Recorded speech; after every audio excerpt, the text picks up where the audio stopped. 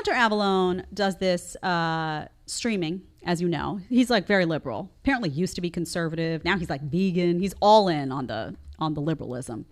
And he goes after Sneako. Let's go to 258. Let's listen to what Sneako says, because a lot of what happens, what unfolds in the rest of this is based off of Sneako's initial comments. So let's do 258 first. About what you're doing right now, because your past does matter. You're right. And the guy that you want will care about that. That's something you need to wake up to. Okay. Sneako, can you go in the past? Can I go in the past? Well, can anybody go into the past? Your past reflects your future.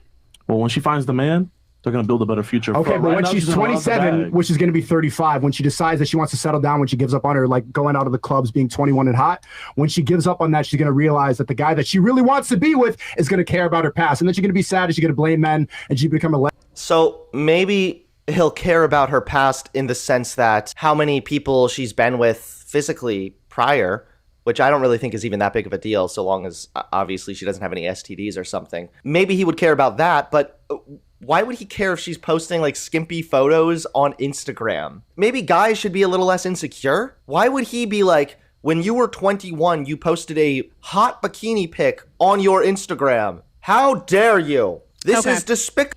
Okay, so that's Hunter responding to Sneako. What Sneako says here, totally reasonable and accurate. Again, we find ourselves in this topic of men caring about female promiscuity. They just do. And even if they meet you at 30, they don't want to find out that at 21 and 22, you were hopping in and out of bed with everybody, you know, going to the club, partying. They don't want to know about that. And they don't want that to have been your past. That's not appealing to them, that you've been, you know, fluid with your sexuality in the sense of like, oh, everybody gets a piece. Not attractive, not appealing. And what he's saying is you're going to ultimately get to that age of, say, 28, and you're going to want that guy, a certain type of guy that has value himself. And that guy's going to look back on your past when you were behaving badly and not like that. And he's going to go for somebody who didn't make those choices, and you're going to be upset and you're not going to be able to undo that. So it's really a message to young women. Like, listen, guys care about this, so figure out what you want your next decade to look like. And if you decide you don't want to cater it to what guys like or don't like, that's your choice. But then know also that your decisions may have consequences, and you may not be able to get that guy you want at the end of the day, because he does care about how you lived the last decade, whether you like it or not. It's just a reality of the world. Reality bites sometimes, but it's true. Okay. So then he talks about, Hunter seems to think that the only issue about promiscuity is talking about STDs. And, as long as you're safe. What is, sure, nobody wants you to have had an STD. Yes, that's bad. But it's not just about that. It's not about like, oh, did you get away with all the promiscuity and hopping in and out of bed and meaningless sex and treating your body like, you know, waste material, but you didn't get an STD, so it's all good. No, that's not all it's about, because those decisions are a reflection of who you are and what you value. And if guys are looking for somebody who's going to be the mother of their child, they can't reconcile those two images of hopping in and out of bed with everyone, not respecting your own body, and now somehow inside that body a few years later is going to be my baby. No, that's not an image that they can reconcile comfortably. I understand it 100%. Then he brings up bikini photos and he starts like, well, why would you care about a bikini photo? And there's a lot of gray in this area. There are people who put photos in a bikini. They're at the beach. They're having a day, whatever. Okay, fine. And then there's what you often see on Instagram now and what you see on OnlyFans now, which is this constant state of hypersexualization. People are pulling the bikini down. They're exposing this, that. Sometimes there's outright nudity. Sometimes it's so close to nudity. It's not sporadic, like, oh, there's a bikini pic on 4th of July and then you don't see one for another year. No, it's the whole page. You're selling sex. You're making money off your sexuality. That's different. So that does matter, again, because it tells you a lot about who that person it is and what they're hardwired for. So even if you change, even if you wake up at 25 and you are different, and I'm not saying people can't change, there's something in you that allowed you to make those decisions that another woman doesn't have. There's a woman out there, I, for example, could never do that promiscuous life. I couldn't do it. And there was a period of time where I was like, I'm going to do it.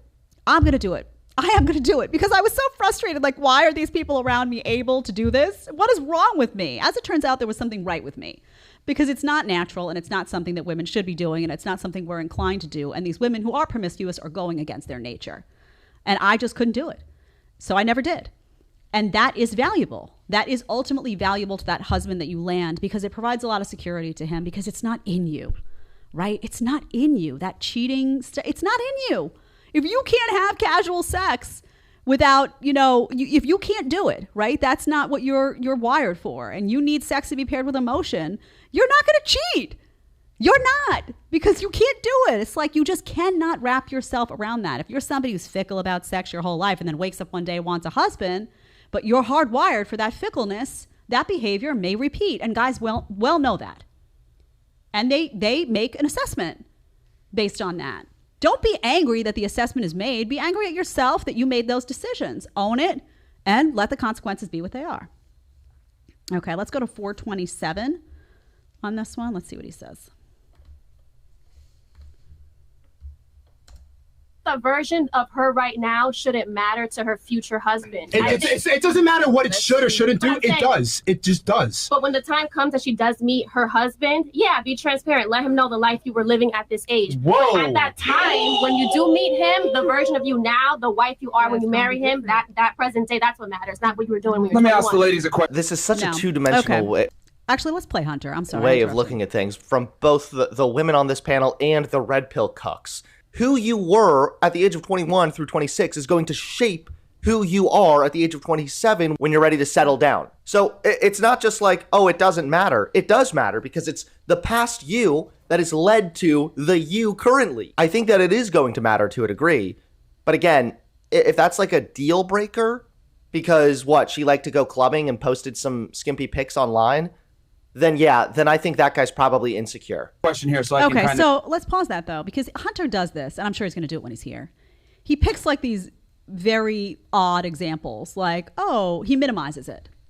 So, it's just somebody who liked to go clubbing. That's not what they're talking about. They're not talking about somebody who liked to go clubbing and maybe posted a bikini pic here and there. That's not what they're talking about. Like, she went to the beach on a Saturday with her friends and there she is in a bikini. No, that's not what they're saying. What they're saying is somebody who was promiscuous, who was easy with their body, who did not value sex, who didn't pair sex with emotion, and who constantly and perpetually hypersexualized themselves, oftentimes for money on the internet, not attractive. That is the example that we're talking about, not some girl who went to the club a few times. So stop minimizing the reality of how men feel about this. The reality is that these things, when they are done in extremes, are not attractive. And the reality also is that the extremes are becoming heavily normalized and more common. Hence, OnlyFans. Okay, let's go to 740. This is great about women and what they want. Let's play it, 740. 10 times, or dress in a certain way, or go to the gym, it's typically to push the clock back to look more youthful, because women know deep down makeup takes away wrinkles. Women typically want to look more youthful because that makes them more attractive. That's what men are attracted to. But even her, who belongs... Isn't just youthfulness and being healthy and attractive quality for people in general? I feel like that's also getting into some weird territory. Like, youthfulness sounds almost creepy in my opinion. Like, yeah, guys are not into old women, sure, but to say that they like them to be youthful... What do you mean youthful? Like early 20s? Okay, fine, but I don't know. It's kind of sussy, especially when these types will say also that men really like youthfulness and innocence and purity and shit like that. That sounds really fucking creepy. Why does it sound creepy? Why does that sound creepy? I can't wait to ask him when he comes here. Why does that sound creepy? It sounds perfectly reasonable to me that a guy would say, now, and remember, let's make the distinction here, because they're not talking about guys who get married and are with somebody for 15 years and grow with that person and share children. They're talking about people who are looking for a partner. They're out in that marketplace now. They're dating. Their eyes are, they're at the lounge and what they observe. That's what they're really focused on here. That's where the crux of the conversation is on this panel. Purity is appealing to guys, meaning, again, that you didn't hop in and out of bed with everybody. Innocence also means that you haven't been jaded by the world. It's a beautiful thing.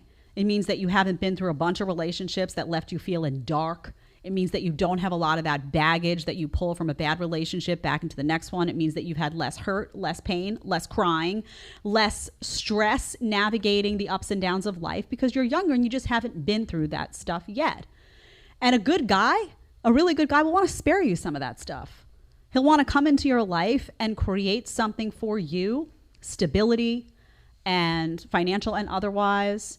And, you know, he'll want to protect you and he'll want to provide for you. So you don't have to go through a lot of the stuff that some modern women do go through in those 20s. That's awful and painful and horrible. So they're trying to get you before all of that. What is bad about that? That seems like a perfectly reasonable human instinct, male instinct. And beauty. Beauty is what it is. That's not to say that beauty can't occur at different ages. That's not to say that a man married for 20 years doesn't look at his wife and find her beautiful. Of course, that can be. But we all know that there's a whole beauty industry out there for women centered around looking younger. Botox. Oh, what does Botox do? Well, let's be honest. It makes everybody look freaky. But the goal is to remove lines, right? So that you can't do this. See what I'm doing? I don't do any of that stuff. So the goal is like, oh, let's try to fake youth. The odd reality of that is that young people's faces move. So really, you just wind up looking like a weird creature. Separate topic. But that's the goal. That's how it's sold. Like, oh, you're going to look younger. Filler is all to restore that volume of your baby face. And no matter how great you look, I'm 43. I take good care of myself. I think I look pretty good on a good day. You know, I got myself together. But if you put me side by side with my 20-year-old face, I had a baby face. Right? It's a different face. You're older, you've matured. You know, it's just different. Same for guys, by the way. They get more angular in the face. Things change because 20 is 20. And there is something uniquely beautiful about youth, I think for everyone, truthfully, but particularly for women. I think there is something uniquely beautiful about that stage of life. That doesn't mean that you can't be beautiful at 50, at 60, at 70, but there is something uniquely beautiful about youth because it also is coupled with that innocence. And you haven't been jaded by the world, and coupled with the fact that you haven't experienced a lot of the harshness of life. And that's just true. That's not creepy. That's not weird. It just is. And by the way, they try to make this when guys talk about youth, Sneako and all them talking about youth, Hunter's like, makes it like he's talking about like an 8-year-old. He's not. He's talking about a 22-year-old. He's talking about a young 20s girl is what he's talking about, of age, but not jaded by the world, and hopefully not, you know, bouncing in and out of bed with everybody. Although now a 22-year-old, you'd be hard pressed to find with the way people behave in college. By the time they get out of college, the body count is already like double digits, if not more. Nasty. If you want to watch the full episode, you're going to click right here. And if you want to ask me a question one-on-one, you want to do a one-on-one FaceTime with a group of your friends, whatever you want, you need to download Connect right now. Click right here and let's get talking.